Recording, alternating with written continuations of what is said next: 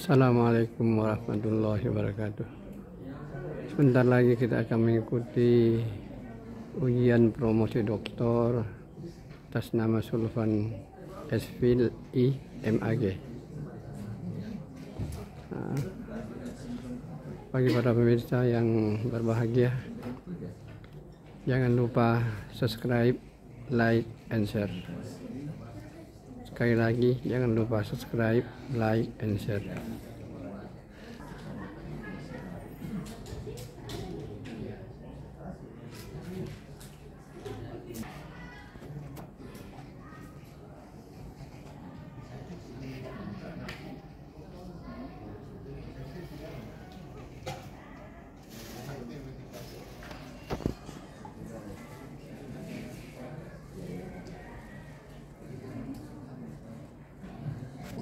Bismillahirrahmanirrahim. Assalamualaikum warahmatullahi wabarakatuh.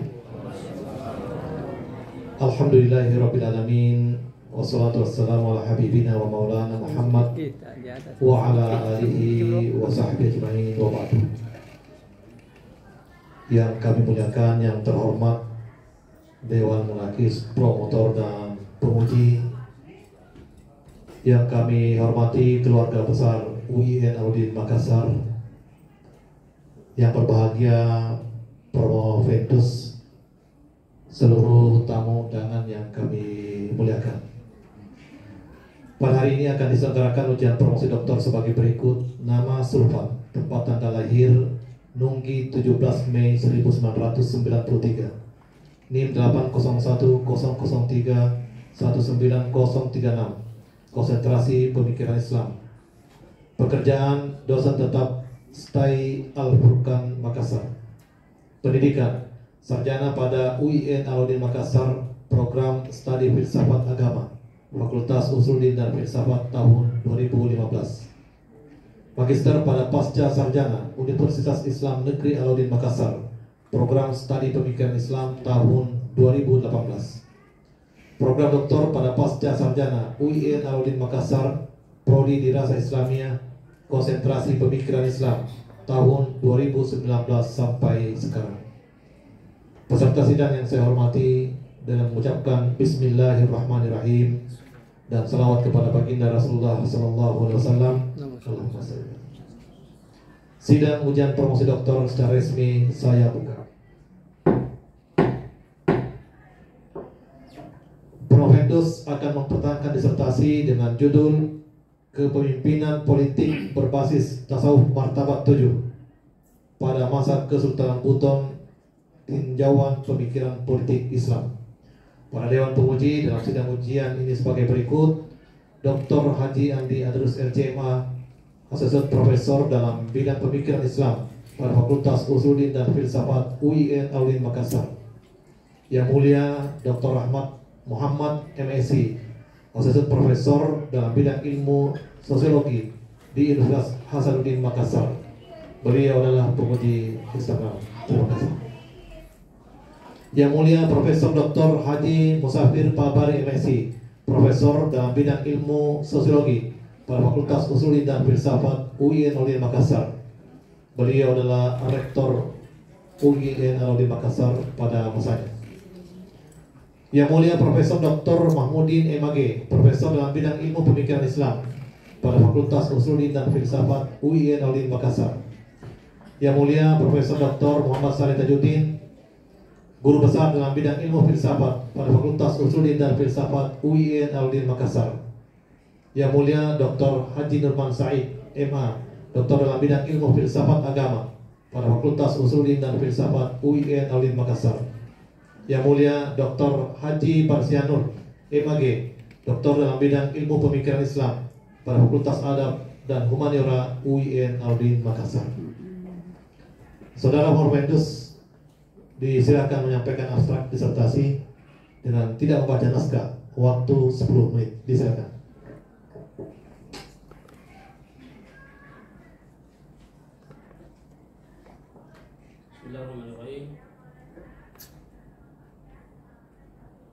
Bismillahirrahmanirrahim. Assalamualaikum warahmatullahi wabarakatuh.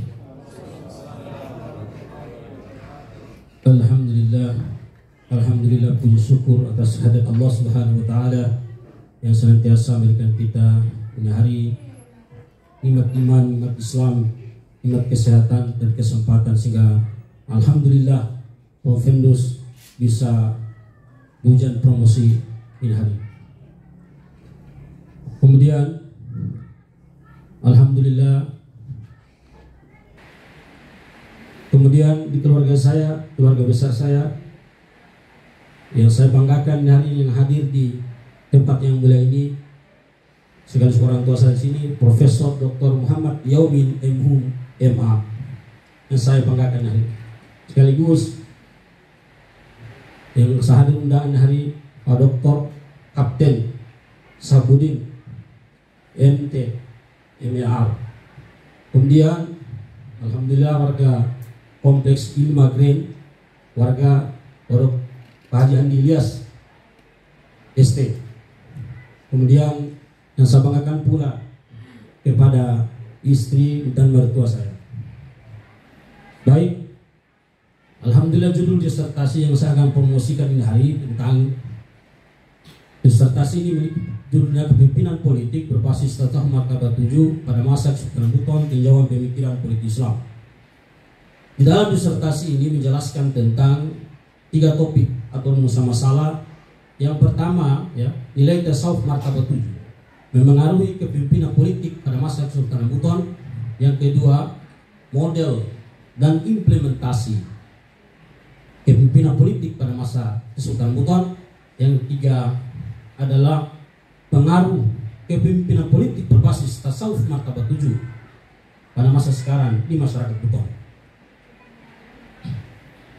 Kemudian dalam disertasi ini penelitian menggunakan penelitian lapangan yang ditelusuri oleh pustaka. Kemudian ada pun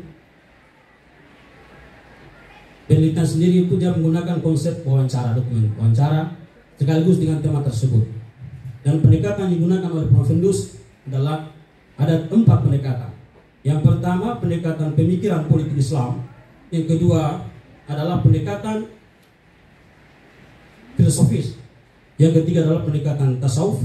Yang terakhir adalah pendekatan sejarah. Di dalam disertasi ini hasilnya adalah Buton adalah mengalami perkembangan secara bertransformasi sejak penerimaan Islam itu dari tahun 1542 Masehi sampai 948 Hijriah. Sehingga Buton disitulah bentuk menjadi negara kesultanan.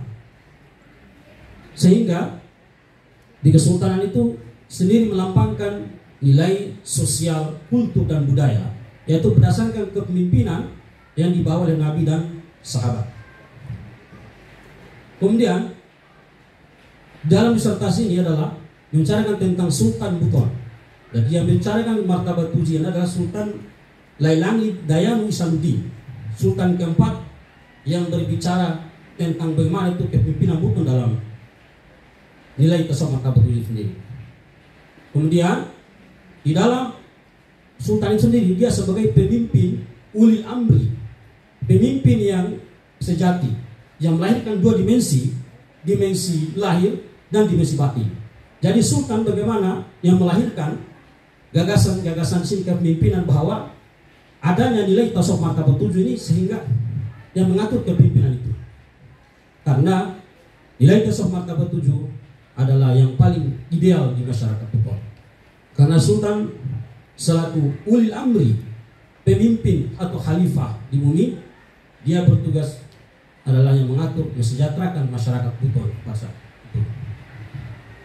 Dalam disertasi ini menjelaskan tentang martabat 7 yang memiliki kosmogoni tingkat 7 yang dijelaskan tentang wahda wahidiyah, alam arwah, alam misal, alam adsal, termasuk alam insan kamil.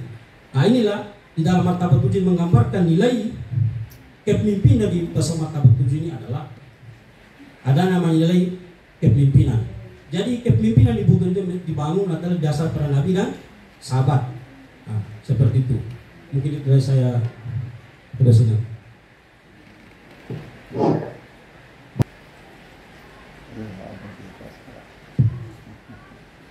Assalamualaikum warahmatullahi wabarakatuh. Yang kita hormati Direktur Pasca Sarjana yang diwakili oleh Wakil Direktur, yang saya hormati para promotor dan para penguji, khususnya penguji eksternal, Bapak Asosiat Profesor Dr. Rahmat Muhammad MSI, yang saya hormati Bapak Ibu yang hadir di kesempatan siang ini. Saudara Zulfan, Anda berstudi di Fakultas Sosiologi dan konsentrasinya itu paling banyak di pemikiran. Saya ingin Anda mengurai falsafah atau mengurai martabat 7 itu dalam perspektif filsafat. Bisa dilihat dari segi ontologinya, epistemologinya, dan juga aksiologi. Apa sebenarnya hakikat martabat 7 itu? Itu konteksnya adalah ontologi. Kenapa martabat 7 itu lahir? Bagaimana cara kemudian dia muncul? Perspektif epistemologi. Dan apa hikmah yang terkandung di dalam martabat 7? Apa nilai yang terkandung di dalamnya? Silahkan. Baik. Jadi dalam pendekatan filsafat yang digunakan tadi adalah ontologis, epistemologis, atau disebut dengan aksiologis, bahwa nilai tasawuf martabat 7 ini sangat berharga di masyarakat Buton, karena ada namanya kepemimpinan. Jadi kepemimpinan nilai tasawuf martabat 7 ini ada masuk di negara Kesultanan Buton. Jadi konsepnya itu artinya la ta'yun, artinya dia secara filsafat akal tidak bisa menjangkau, artinya Allah mencarakan situ. Jadi tasawuf martabat 7 ini dia berbicara tentang tentang hierarki. Hierarki maksudnya di situ adalah yang mengatur di Kesultanan Buton, yang mengatur kepemimpinan di Kesultanan Buton itu hanyalah tasawuf itu sendiri. Inilah yang paling utama. Jadi sebagaimana Provenus menemukan bahwa tidak lain bahwa tasawuf martabat 7 ini adalah dia berbicara tentang kepemimpinan pada saat Nabi.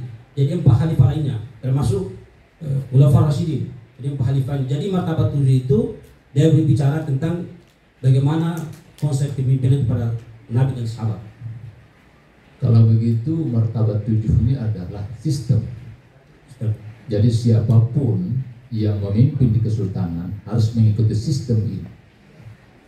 Dari 7 martabat yang Anda kemukakan, Anda menyebutkan ada keterkaitan dengan sistem yang dibangun oleh Rasulullah Muhammad SAW. Dari aspek mananya? Baik. Dari aspek yang dibicarakan tentang, yang pertama itu adalah yang disebut dengan aspek ahdiyah. Ahdiyah itu artinya yang berbicara tentang Allah itu artinya tak terdefinisi, tak terbilang, tak terganti. Artinya ahad, artinya satu. Allah itu tidak berbilang, tidak berdua, tidak satu. Artinya satu ahad. Jadi Allah itu adalah satu. Nah, itu maksudnya dengan yang martabat ahdiyah. Nah, inilah di Buton, sehingga dia berbicara tentang yang martabat yang paling tinggi itu martabat ahdiyah wahdawiyah. Nah, inilah di Buton, sehingga mengikuti pola kepemimpinan seperti itu. Bisakah ahadiyah ini diterjemahkan ke dalam institusi negara kita? Sebutlah misalnya Pancasila, ketuhanan yang Maha Esa. Itu bisa seperti itu. Tadi kan Anda menyebutkan ahadiyah itu adalah konsep yang tertinggi di Kesultanan Buton, di mana negara masyarakat harus menjunjung tinggi prinsip-prinsip tauhid. Kalau ini ditransformasikan ke institusi kita, institusi kenegaraan kita, sebutlah misalnya falsafah negara kita Pancasila, yang nomor 1 itu adalah ketuhanan yang Maha Esa. Apa cocok ini kira-kira menurut Anda? Ya, jikalau berbicara tentang Pancasila, artinya ketuhanan yang Esa satu. Artinya yang dibicara kategori ini adalah ahdiyah, ahad, artinya satu. Jadi ketuhanan yang Maha Esa. Jadi masuk di dalam kategori Pancasila juga bisa masuk di kategori tasawuf martabat 7. Seperti Itu yang dimaksud dengan hadiah. Adakah yang lain yang bisa masuk di Pancasila? Dari martabat 7 itu mungkin nomor 4 atau nomor 5 atau di antara 5 sila yang ada. Ini bicara tentang leadership, bicara tentang politik. Ya. Jadi yang berbicara tentang ada martabat 7 itu yang dimaksud dengan insan kamil. Artinya manusia. Jadi manusia ini artinya memiliki kemuliaan. Artinya al-insan, artinya manusia, dia punya milik kemaluan dari sikap ini. Seperti itu yang dimaksud dengan martabat 7. Seperti itu. Ya mungkin maksudnya celah kedua, keadilan, apa kemanusiaan yang adil dan beradab, ya. Seperti itu ya. Baik, Saudara Zulfa, saya mendengar aja, benar tidaknya saya kurang tahu persis bahwa Anda ini dahulu sewaktu kuliah di Fakultas Usuluddin bukanlah mahasiswa yang menonjol, duduk di pojok-pojok, tidak banyak bicara, begitu ya? Yes. Mahasiswa yang ngomong ke saya, teman Anda, orangnya pendiam, tidak banyak bicara. Tetapi hari ini Anda membuktikan dari semua mahasiswa yang angkatan Anda, Andalah yang pertama kali doktor. Itu yang dibilang juga oleh Pak Juki. Jadi di antara sekian teman-temannya itu yang dulu banyak bicara, belum doktor, tapi Anda dokter. Selamat buat Anda. Terima kasih.